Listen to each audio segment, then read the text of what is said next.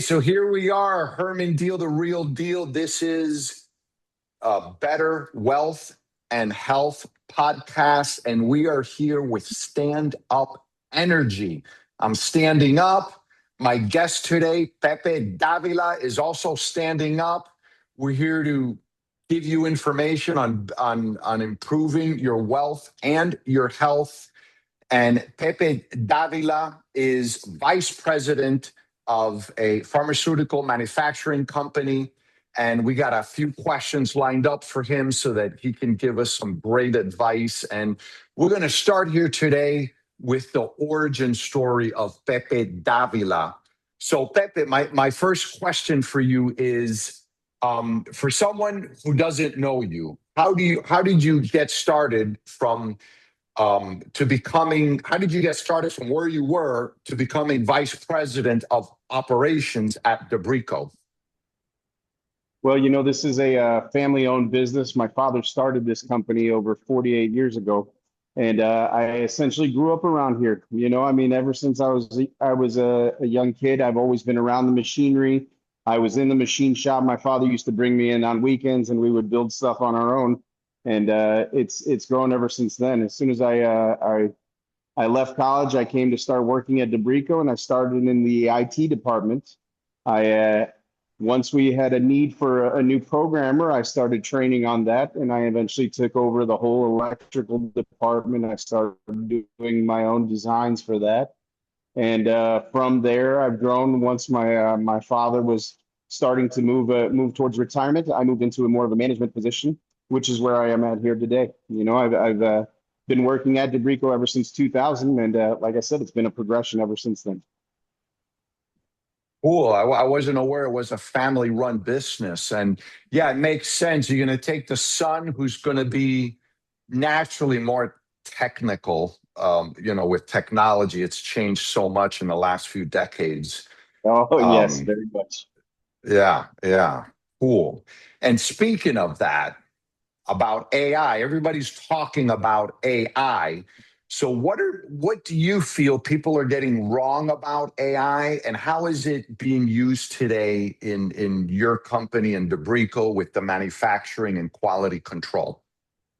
Well, as I said, we've been in the industry for quite some time, and we've been able to handle the mechanical side of things. But we've always been looking to see what we can do to improve and progress. And then we had a company come up to us and propose a design, or at least propose to see how we could integrate AI into our systems. And traditionally, everybody thinks, oh, AI, it's just a constantly evolving and learning thing. But essentially, where our system does it differently is the fact that we use AI in order to build a model of a good product. So once that model is built, that's where the AI stops. It's not constantly evolving while it's inspecting different things. So we build the visual inspection machines. And part of that AI model is creating a model of what a good container, a vial, syringe, ampule looks like. Once the AI builds that model, then we use that as far as a form of inspection while we run product through the machine.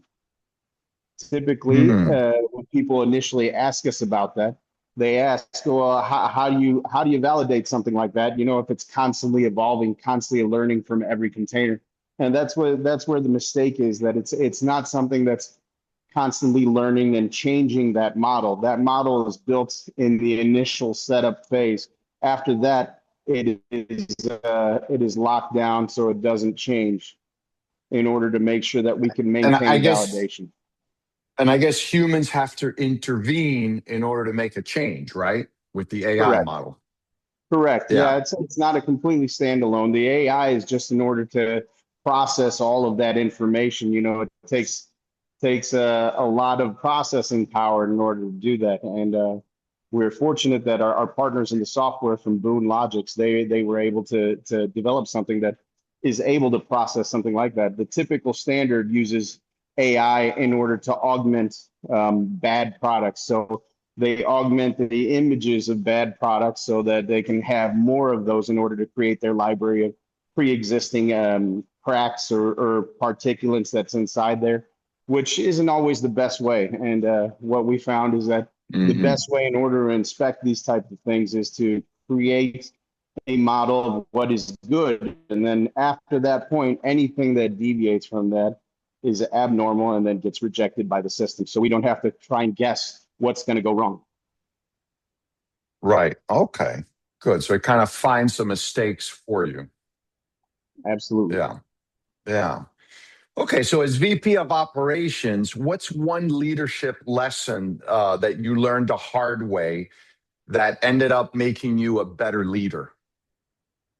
Well, one of the things that I've learned is to help build accountability.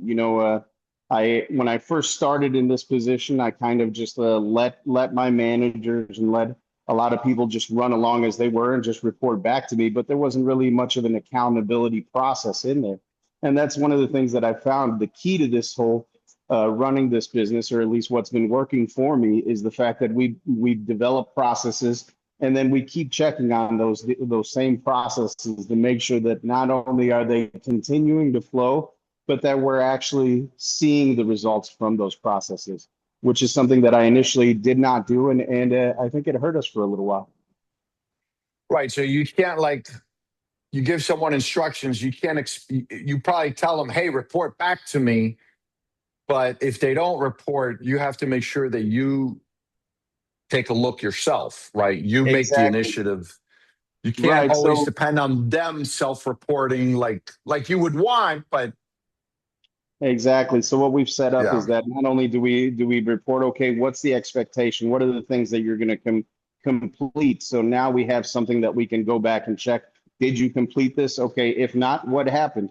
What can we do to improve on that process? right. Instead of just saying, hey, we need this done. Can you get it done? And then just report back later if it got done or not. Right, right. Yeah, you got to have those checks and balances in place just to make sure things get done because humans, we forget things. Yeah, Absolutely. okay. Absolutely. Yeah. So in pharmaceutical manufacturing, quality matters. So what's at stake when quality systems fail? And how do you know, how do you how do you prevent small problems from becoming a bigger problem when it comes to manufacturing and pharmaceuticals?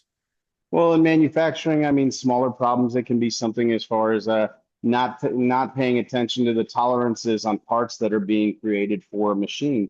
And that can end up, if it's not identified right after the part has been made, it can be something that can bite you later on when we're actually doing the assembly of the machinery. Now we're finding that things aren't fitting together. There's issues that we have to modify, which again hits us where when it comes time to lead times and how we can deliver this to our customers. So what we've found is that the best way to do that is to implement these small checks once parts are being manufactured to do a quality control process in between, not just at the end, just before we're getting ready to assemble, but right after it gets made to make sure that if there was anything wrong, it can be handled right there in the machine shop. Okay, because so that I understand, so Debrico makes the machines that makes pharmaceutical pills. Is that correct? Yes, sir. So Debrico does automation systems, primarily visual inspection machines, but we also do some of the handling, like the conveyors, feeder tables, and that kind of thing. So we manufacture all of the parts. We manufacture all of the electrical boxes, and then we go through and assemble it and run the testing and deliver it to the customer. Okay, okay, cool, cool. And so, Pepe, you've built a successful career. What habits help you perform at a higher level physically and mentally? I know you're from Colombia, so do you drink some really strong coffee? Does that help? What habits would you say are help you? Well, coffee's always helpful. That's for sure. I definitely That's what enjoy I'm a good drinking here. coffee. Yes. I think one of the biggest ones for me that I've helped find is just organizing or scheduling your time and trying to keep track of what's going on. In the past, I traditionally just tried to balance everything, and you can't really keep track of stuff if you don't take it down, take notes, make sure that you're updating your calendar, that kind of thing. Yeah, so just keeping So, track of mainly scheduling things. Right, because I've noticed Absolutely. if you don't schedule it, it just doesn't happen typically. Correct. Yeah, Correct. yeah, it's got to be on the schedule. Yes. That's right. That's So right. That's the only way to be effective, at least from a time perspective. yeah, and so going back to your younger self, maybe to your how old are you, Pepe? I'm 47 years old. My Okay, father actually started this company the year I was born.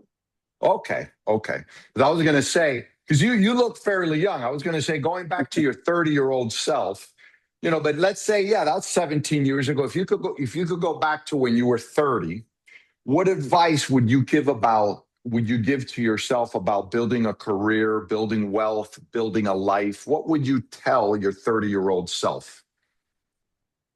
I would look to invest a little bit more in myself as far as from a scheduling standpoint, being able to exercise a lot more and get into those habits to try and build that up early because the older I get, the harder it seems to find to get motivated. And if I feel if I could have built those habits earlier, it would be much easier now. Okay. Yeah. Yeah. Yeah. Once you get a habit started early, then the habit becomes easier and easier as you do it over time. Hence, it's a habit and it's not hard to do. Correct. Great. So, anything else you want to say about Debrico? How can people find out about it? Is there a social media? Is Debrico on Instagram? I know you're on LinkedIn. That's how we connected. But anything you want to say about Debrico or how maybe individuals who see this video and podcast, how they can find out more about Debrico? Question, how can people find us? We do have a website. We are located about an hour south of Chicago in Illinois. And we do have an account on LinkedIn. We also are going to be posting more and more videos on YouTube as well as far as little functional videos for our machinery. And if anybody is ever interested in any sort of visual inspection or material handling, especially in the pharma industry, to ask that they look us up. Okay. And so your clients are mainly I'm guessing pharmaceutical companies that are going to manufacture pills, correct? Absolutely, yes. So you've got Yeah. Pfizer's, your Thermo Fisher's, Bayer. All of these are customers of ours that have come back to us. Okay. Okay. Do you ever get into the supplements, nutrition area or no? It's all Not just yet, pharmaceuticals. not yet, but we're looking to open up into those markets as well. Okay. Okay. Great. Well, thank you, Pepe. This has been fun. Thank you for the information. And I'm going to give my little 2 to 4 minute fit tip today. And as you all know, I have my subconscious fat newsletter. And one of the things I spoke about a couple of weeks ago is that the weird thing I do when I eat dark chocolate, I love dark chocolate. And we all talk about the health benefits of dark chocolate. There are benefits. Dark chocolate has more vitamins, more minerals, more good things for the body, better than milk and or white chocolate. But one downside, dark chocolate, it has more vitamins and minerals, but it also has more oxalates. Just like a rose has thorns, dark chocolate is a living plant, and the cocoa has a high amount of oxalates. Oxalates, if you eat dark chocolate by itself, then the body absorbs the oxalate and they end up forming calcium oxalate crystals, which could end up causing kidney stones. Now, that's what happens with some people. You also get high amounts of oxalates when you eat things like sweet potato, which is supposed to be very healthy too, or even spinach, which is one of the lettuces that has the highest vitamins. Seems like the more vitamins and minerals, the more oxalate many plants have. And so one of the things you can do, and what people do with when they eat spinach, is if you mix it with cheese.